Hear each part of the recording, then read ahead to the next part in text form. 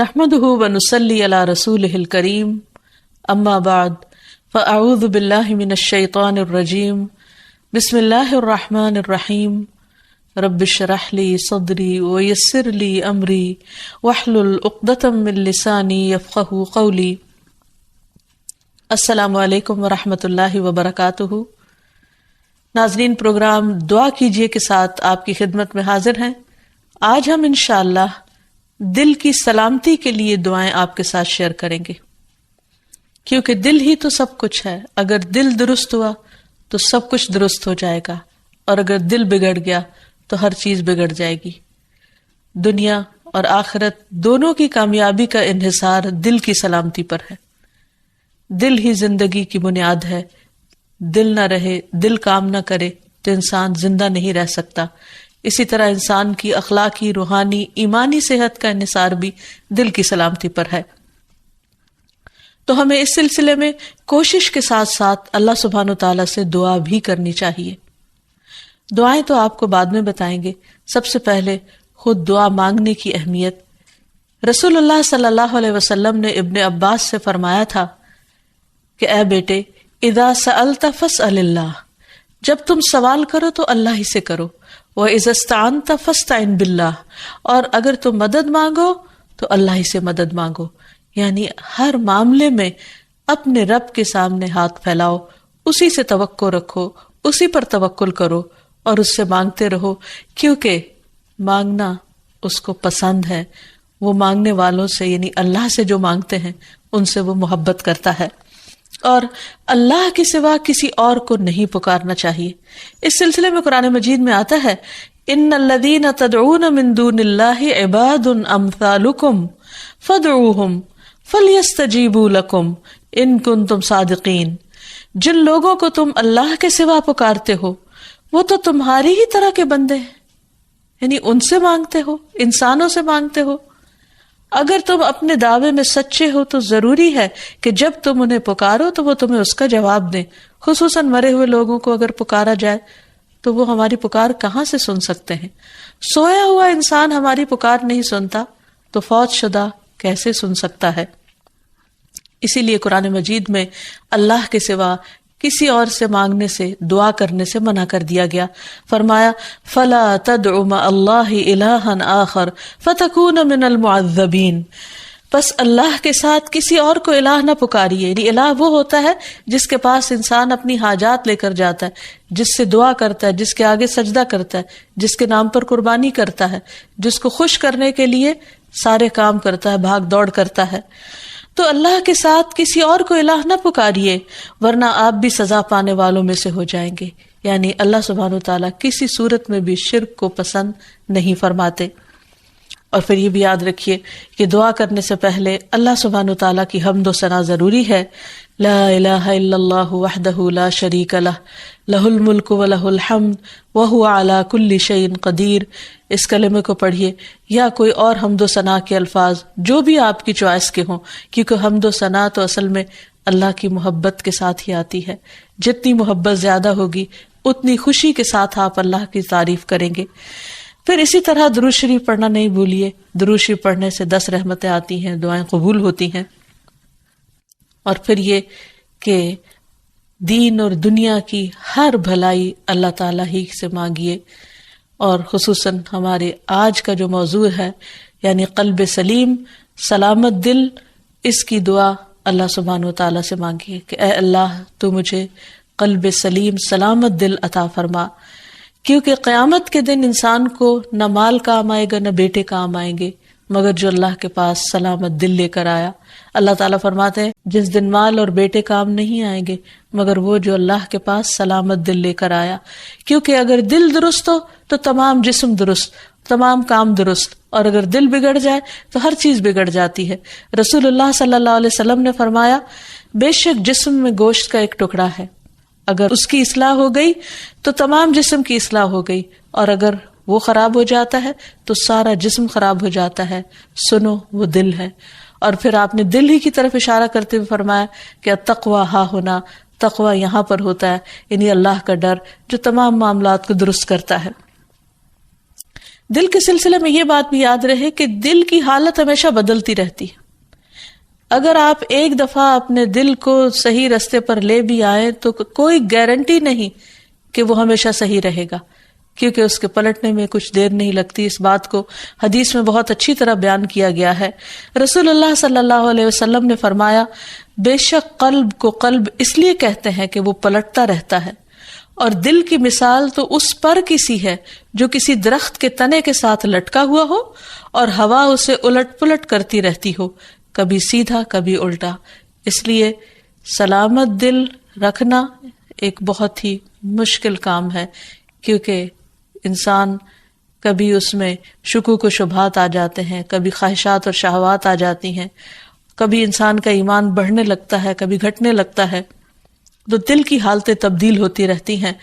دعا یہ کرنی چاہیے کہ ہماری موت اس حالت میں آئے کہ ہمارا دل اللہ کے رب ہونے پر راضی ہو، محمد صلی اللہ علیہ وسلم کے نبی ہونے پر اور اسلام کے دین ہونے پر، اور ہم اللہ تعالیٰ کے بارے میں اچھا گمان لیے ہوئے اس دنیا سے رخصت ہوں. دل کی تبدیلی کے بارے میں ایک اور حدیث میں بھی آتا ہے، نبی صلی اللہ علیہ وسلم نے فرمایا، ابن آدم کا دل اس ہنڈیا سے بھی زیادہ تیزی کے ساتھ بدلتا ہے جو خوب کھول رہی ہو. یعنی دل کی حالت اتنی تیزی سے اگر تبدیل ہوتی ہے اور اس میں کچھ دیر نہیں لگتی تو کس قدر ڈرنے کی بات ہے. سلامت دل کی دعائیں کرنے سے پہلے ہمیں چند ان باتوں کا بھی تذکرہ کر لینا چاہیے کہ جو انسان کے دل کی بیماریوں کا سبب بنتے ہیں. جسمانی بیماریوں کے تو بہت سے اسباب ہو سکتے ہیں، لیکن عموماً ہم روحانی بیماریاں، اخلاقی بیماریاں یا دل کے تزکیے سے متعلق جو بیماریاں ہیں ان کا ذکر نہیں کرتے. تو آئیے دیکھتے ہیں کہ وہ کون سی چیزیں ہیں جو دل کو بیمار کرتی ہیں.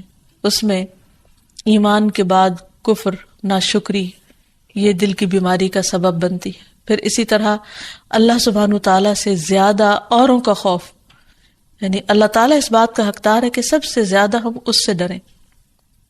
ہم عموماً اپنے ظاہر کے بارے میں کیوں اتنے کانشیس ہوتے ہیں؟ کیونکہ لوگ دیکھتے ہیں، اور دل کے بارے میں غافل ہوتے ہیں، حالانکہ اللہ سبحانہ تعالیٰ اس کو دیکھتے ہیں. پھر اللہ تعالیٰ کے ذکر سے روگردانی دل کو بیمار کر دیتی ہے. نبی صلی اللہ علیہ وسلم نے فرمایا، اس شخص کی مثال جو اپنے رب کو یاد کرتا ہے اور جو اپنے رب کو یاد نہیں کرتا زندہ اور مردہ جیسی ہے. یعنی اتنا بڑا فرق ہے. پھر اسی طرح مشکلات میں اللہ تعالیٰ کی طرف رجوع نہ کرنا، یہ دل کو بیمار کر دیتا ہے. نمازیں چھوڑنا، خصوصاً جمعہ چھوڑ دینا، فرائض سے پیچھے رہنا. نبی صلی اللہ علیہ وسلم منبر کی سیڑھیوں پر چڑھتے ہوئے فرما رہے تھے، لوگ جمعہ کی نماز چھوڑنے سے باز آ جائیں، ورنہ اللہ ان کے دلوں پر مہر لگا دے گا، پھر وہ غافلوں میں سے ہو جائیں گے.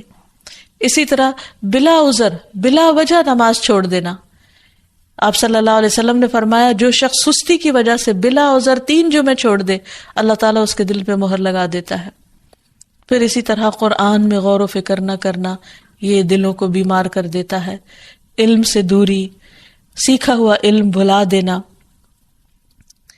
پھر آیات سے نصیحت نہ لینا، یعنی قرآن مجید پڑھنا، تلاوت کرنا، لیکن اس میں غور و فکر نہ کرنا اور اس سے کوئی سبق حاصل نہ کرنا. پھر سیکھ کر سمجھ کر اپنی مرضی کرنا اور غلط رستوں پر چلنا. پھر غلط کاموں کے بھی ایسے برے نتائج ہوتے ہیں جن کی وجہ سے دل سخت ہو جاتے ہیں، جیسے گناہ کرنا دلوں پر غلبہ پانے والا ہے. یعنی گناہ کے اثرات ہوتے ہیں، گناہ دلوں کو زنگ آلود کر دیتے ہیں، گناہ سے دلوں کی روشنی ختم ہو جاتی ہے.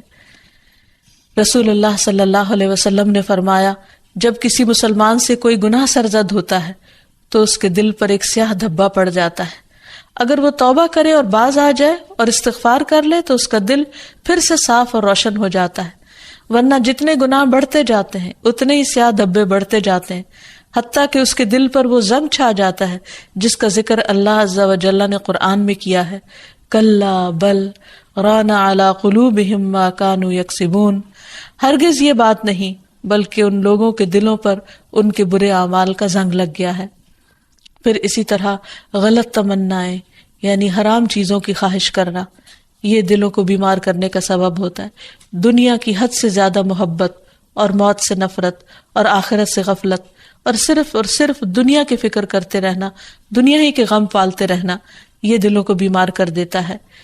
یعنی انسان جب اللہ تعالیٰ کے حقوق میں کمی کرتا ہے، بندوں کے حق میں کمی کرتا ہے، بد اخلاقی کرتا ہے، تو پھر دلوں کے اوپر میل چڑھنے لگتی ہے، دل سیاہ ہونے لگتے ہیں اور دل بیمار ہونے لگتے ہیں اور قلب سلیم سے بہت دور ہو جاتے ہیں.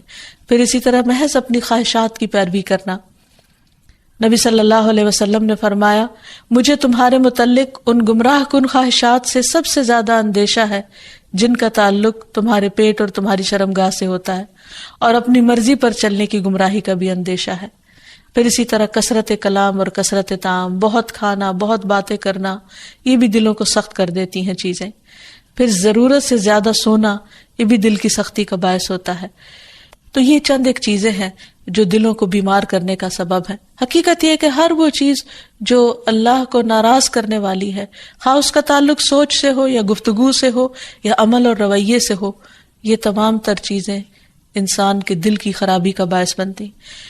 پھر اللہ کا ذکر کثرت سے کرنا. فرمایا وَاذْكُرُوا اللَّهَ كَثِيرًا لَعَلَّكُمْ تُفْلِحُونَ، اور اللہ کو بہت زیادہ یاد کرو تاکہ تم فلاح پاؤ. پھر اسی طرح زبان کی اصلاح کرنا. انس بن مالک سے روایت ہے، رسول اللہ صلی اللہ علیہ وسلم نے فرمایا، کسی آدمی کا ایمان درست نہیں ہوتا یہاں تک کہ اس کا دل درست ہو، اور اس کا دل درست نہیں ہوتا یہاں تک کہ اس کی زبان درست ہو جائے. یعنی دل کی اصلاح کا تعلق زبان کی اصلاح کے ساتھ ہے. اگر ایک شخص زبان سے اچھے الفاظ نکالے گا تو اس کا دل یقیناً اچھا ہو جائے گا. پھر اسی طرح شک والی چیزوں کو چھوڑنا، کیونکہ شک انسان کو بے چین کر دیتا ہے، دلوں کے اندر اضطراب پیدا کر دیتا ہے. پھر اسی طرح نیکی اور برائی کی پہچان حاصل کرنا، کیونکہ اگر انسان کا دل نیکی کے کاموں کو نیک سمجھے اور اس پر گواہی دے اور برائی کو برائی سمجھے تو اس سے انسان کا دل سیدھے رستے پہ چل پڑتا ہے. پھر کثرت سے موت کو یاد کرنا، کیونکہ موت کی یاد دلوں کی تزکیہ اور پیوریفیکیشن کا ذریعہ بنتی ہے. پھر اخلاقی برائیوں سے پرہیز کرنا.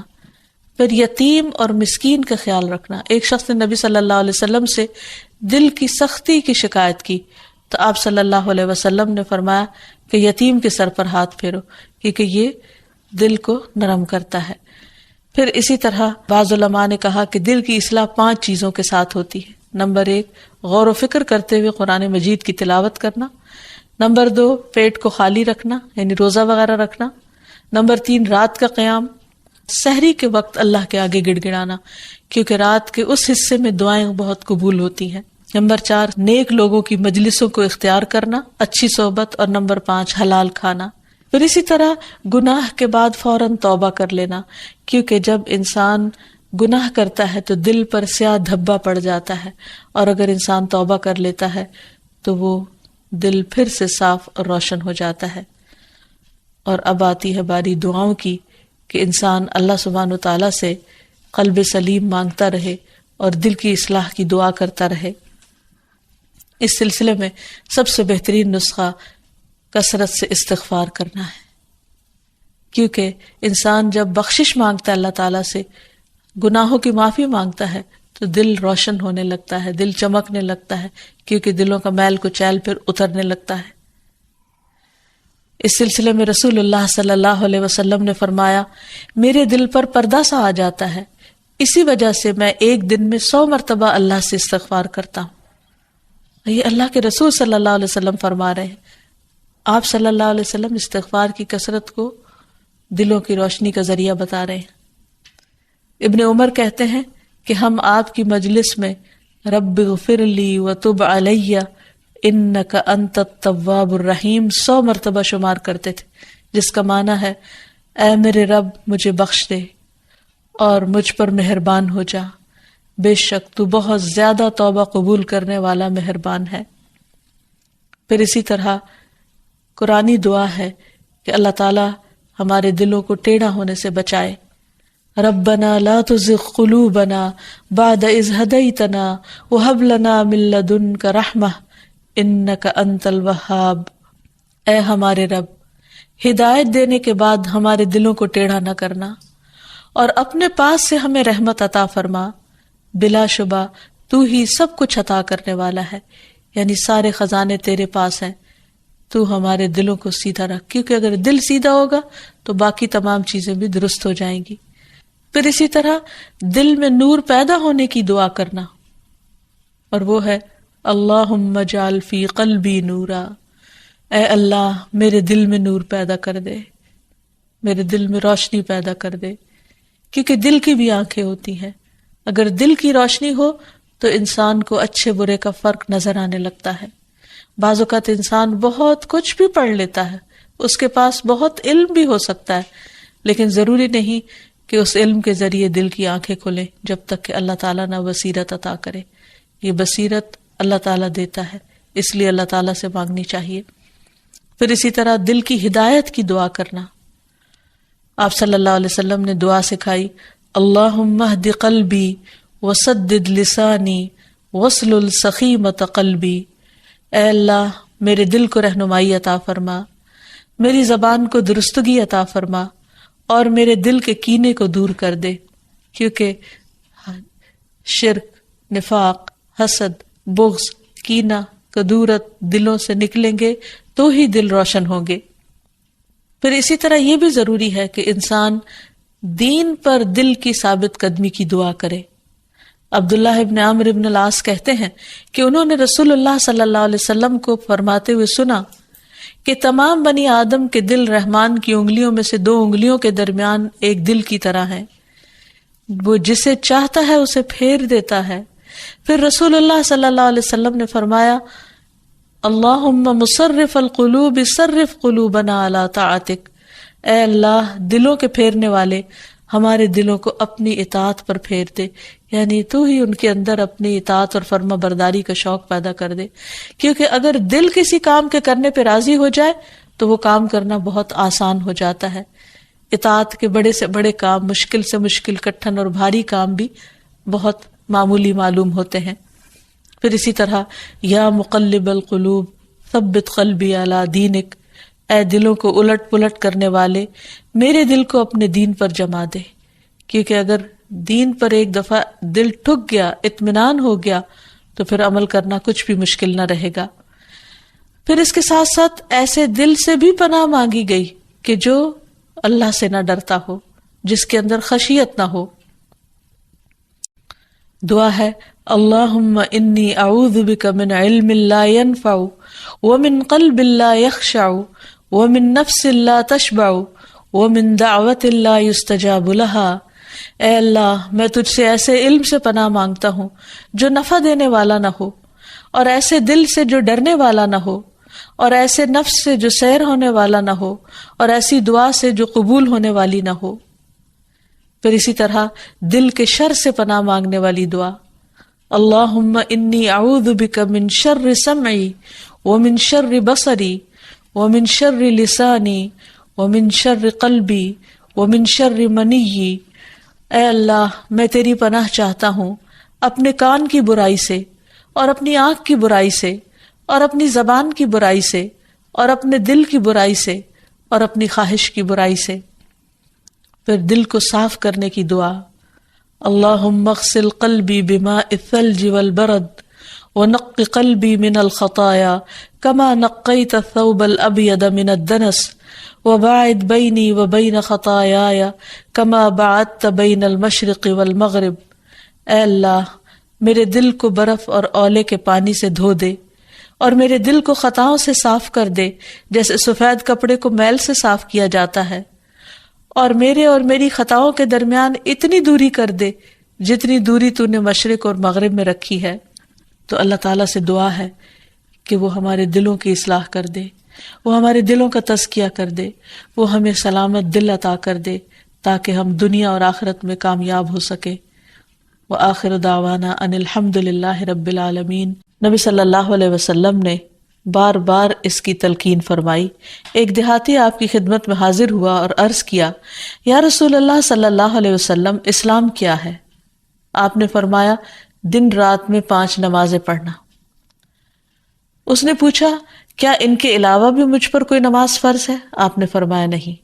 تو گویا یہ ایک بیسک منیمم ریکوائرمنٹ ہے کہ ہر انسان اپنے رب کے سامنے، یعنی ہر مومن اپنے رب کے سامنے دن میں 5 بار جھکے اور وقت کی پابندی کے ساتھ حاضری دے۔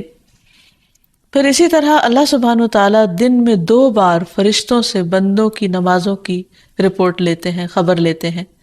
رسول اللہ صلی اللہ علیہ وسلم نے فرمایا، تمہارے پاس دن اور رات میں فرشتے باری باری آتے ہیں اور وہ نماز فجر اور نماز عصر میں جمع ہوتے ہیں۔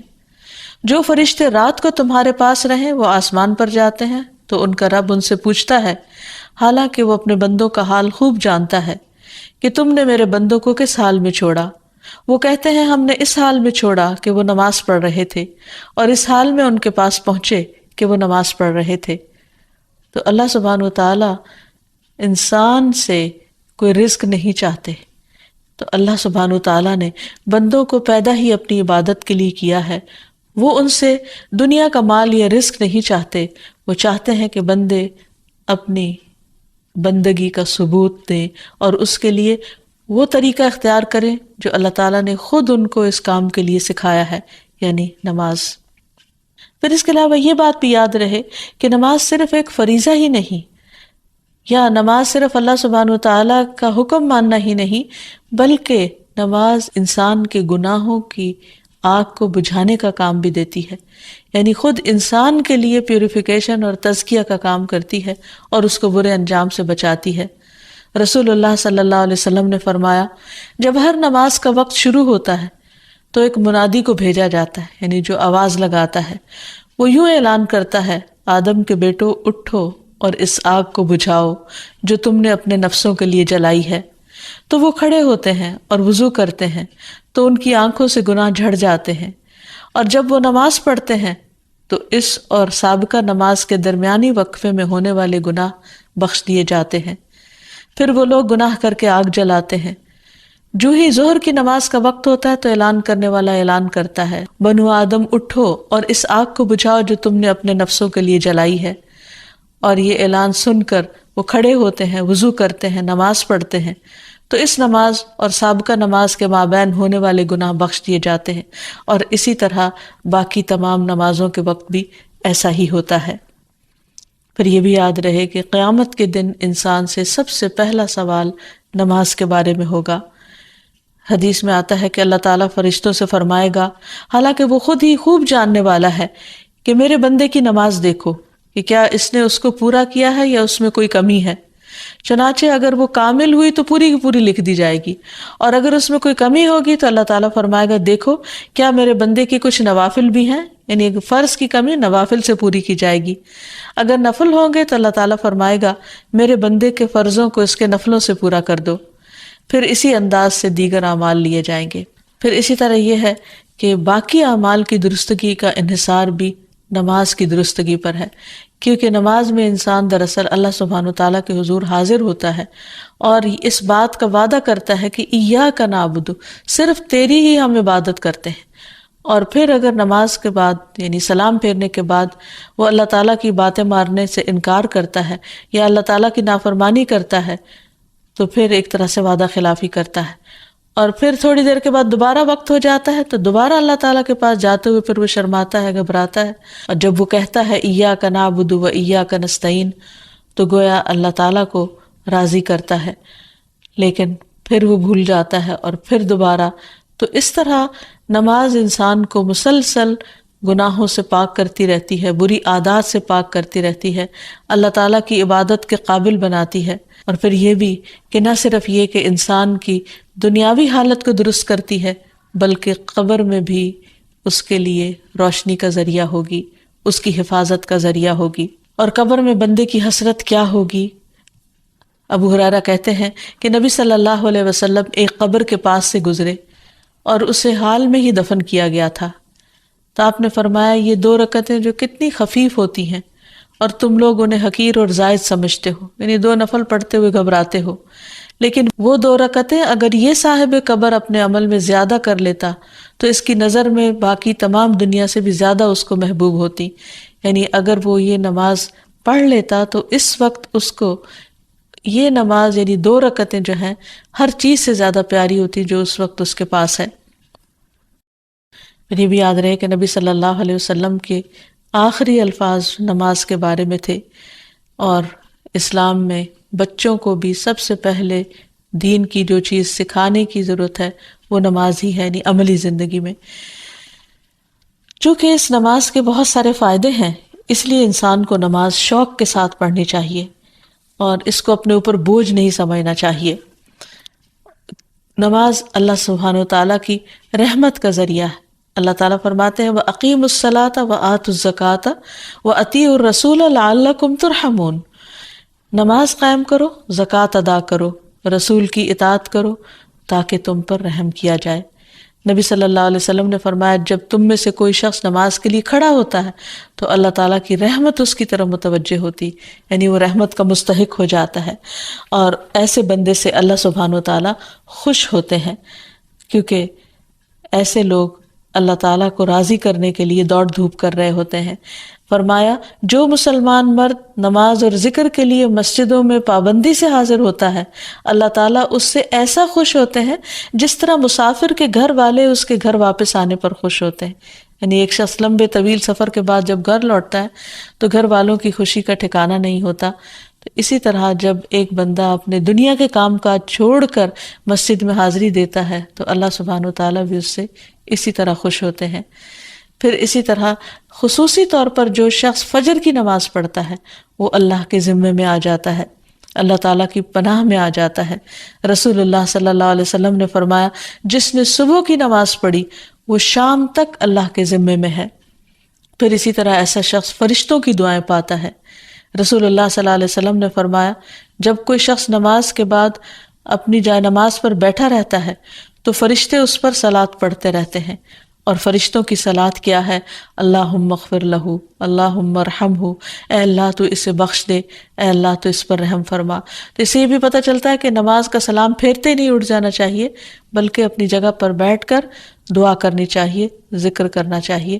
اور خاص طور پر اگر ایک نماز کے بعد دوسری نماز کا انتظار کرنا پڑے تو اس سارے وقت میں، اس سارے عرصے میں ایسا شخص فرشتوں کی دعائیں لیتا رہتا ہے. پھر اسی طرح یہ ہے کہ نماز سے انسان کے گناہ جھڑتے ہیں، اس کے بوجھ ہلکے ہوتے ہیں، اور پھر انسان کو پاک کرنے کا ذریعہ بنتی ہے. رسول اللہ صلی اللہ علیہ وسلم نے فرمایا جب بندہ وضو کرتا ہے اور کامل وضو کر کے نماز شروع کرتا ہے اور کامل یعنی مکمل نماز پڑھتا ہے تو اپنی جگہ سے ایسے نکلتا ہے جیسے ماں کے پیٹ سے وہ اپنے تمام گناہوں سے پاک ہو چکا ہوتا ہے. ویسے بھی آپ صلی اللہ علیہ وسلم نے ایک مشہور اگزامپل میں یہ سمجھایا کہ کیا تم میں سے کسی شخص کے دروازے پر اگر نہر ہو اور وہ دن میں 5 مرتبہ اس میں نہائے تو اس کے جسم پر کوئی میل کچیل باقی رہے گا؟ لوگوں نے عرض کیا کہ ہرگز نہیں. تو آپ نے فرمایا جو شخص 5 نمازیں پڑھتا ہے تو اس پر بھی کسی قسم کے گناہ باقی نہیں رہتے. آپ نے ایک اور جگہ پر یہ بھی فرمایا کہ مسلمان بندہ جب اللہ کی رضا حاصل کرنے کے لیے نماز پڑھتا ہے تو اس کے گناہ اسی طرح جھڑ جاتے ہیں جیسے اس درخت کے یہ پتے جھڑتے ہیں. یعنی جو خزاں کے موسم میں درختوں سے پتے جھڑتے ہیں تو کچھ بھی باقی نہیں رہتا. اسی طرح نماز کے ساتھ سارے گناہ ایسے صاف ہوتے ہیں کہ کچھ بھی اس کے اوپر بوجھ باقی نہیں رہتا. پھر اسی طرح انسان کی برائیاں دور ہو جاتی ہیں، بری عادات دور ہوتی ہیں. دنیا اور آخرت میں انسان کو نور نصیب ہوتا ہے، کیونکہ نبی صلی اللہ علیہ وسلم نے فرمایا کہ الصلاۃ نور، نماز نور ہے. انسان اس سے راحت اور سکون پاتا ہے. نبی صلی اللہ علیہ وسلم جب پریشان ہوتے تو حضرت بلال کو کہتے کہ یا بلال نماز قائم کرو، یعنی اذان دو اور مجھے راحت پہنچاؤ. آپ نے اسے اپنی آنکھوں کی ٹھنڈک قرار دیا. پھر اسی طرح قرآن مجید سے یہ بھی پتہ چلتا ہے کہ نماز انسان کو برائیوں اور بے حیائیوں سے بھی روکتی ہے. اللہ تعالیٰ فرماتے ہیں ان الصلاۃ تنہی عن الفحشاء والمنکر، کہ نماز انسان کو بے حیائی اور برائی سے روکتی ہے. وَلَذِكْرُ اللَّهِ اکبر، اور اللہ کا ذکر یقیناً سب سے بڑا ہے. وَاللَّهُ يَعْلَمُ مَا تَصْنَعُونَ، اور اللہ خوب جانتا ہے جو تم کرتے ہو.